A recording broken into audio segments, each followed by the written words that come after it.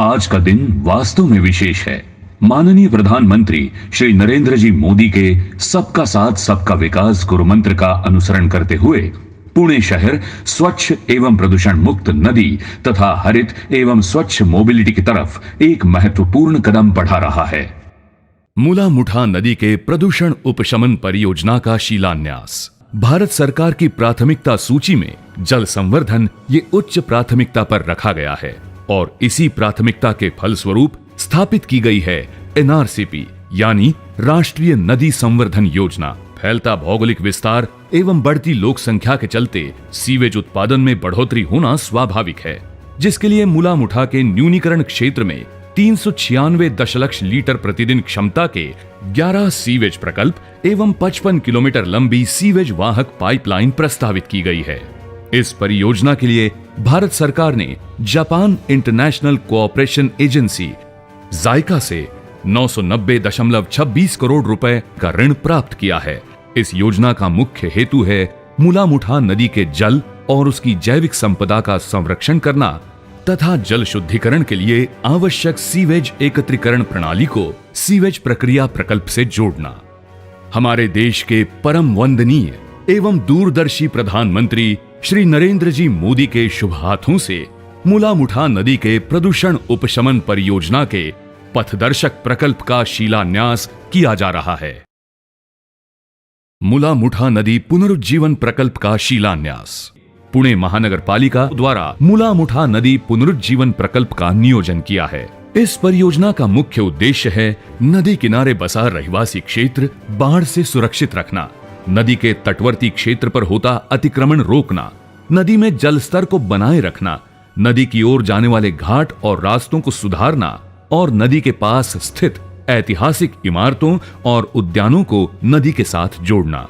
समूचे 44 किलोमीटर लंबे नदी पात्र के विकास के लिए 4,727 करोड़ रुपए की लागत आने का अनुमान है।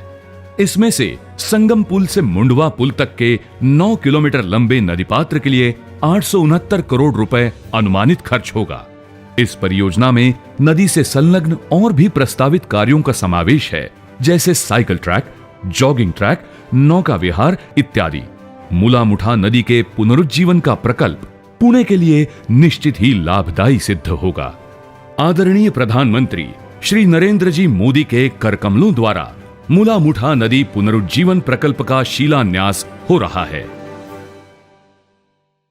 140 ई बस और बाणेर ई डेपो का लोकार्पण समारोह। ई बस परियोजना के लिए पुणे महानगर परिवहन महामंडल लिमिटेड को प्रति बस ₹50 लाख सब्सिडी 350 ई बस के लिए उपलब्ध कराई गई है।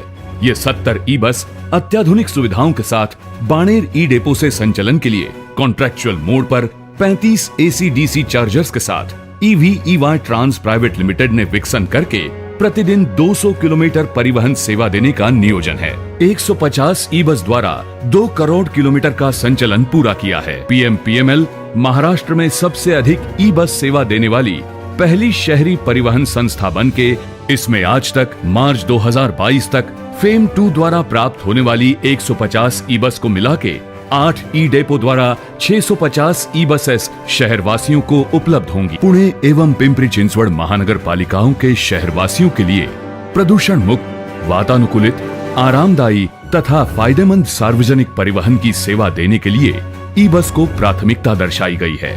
आदरणीय प्रधानमंत्री श्री नरेंद्र जी मोदी के शुभ हाथों से 140 ई बस और बाणेर ई डेपो का लोकार्पण हो रहा है। श्री R.K. लक्ष्मण कला संग्रहालय का उद्घाटन समारोह। पद्म भूषण, पद्म विभूषण और रेमन मैगसेसे जैसे पुरस्कारों से सम्मानित विश्व विख्यात व्यंग्य चित्रकार श्री R.K. लक्ष्मण जी की स्मृति को समर्पित कला गलियारे का निर्माण पुणे महानगर पालिका द्वारा बालेवाड़ी पुणे में किया गया है। लगभग 30,000 व्यंग्य चित्रों की संपदा के धनी श्री R.K. लक्ष्मण जी अपने तीखे व्यंग्य चित्रों के लिए प्रसिद्ध थे। प्रसिद्ध टीवी धारावाहिक मालगुडी डेज ने श्री लक्ष्मण को घर घर में पहुंचा दिया। इस धारावाहिक पर आधारित एक ऑडियो विजुअल मॉडल भी इस गलियारे में दिखाया जाएगा। R.K. Lakshman Museum is a vision of our Honorable Prime Minister Shri Narendra Modi ji. My family and I are indeed grateful to have been given the opportunity to showcase the journey of Lakshman in this museum. Bharat के दृष्टा प्रधानमंत्री श्री नरेंद्र जी मोदी द्वारा महान व्यंग चित्रकार Shri are के लक्ष्मण कला संग्रहालय उद्घाटन के शुभ संयोग के हम सब साक्षी हैं।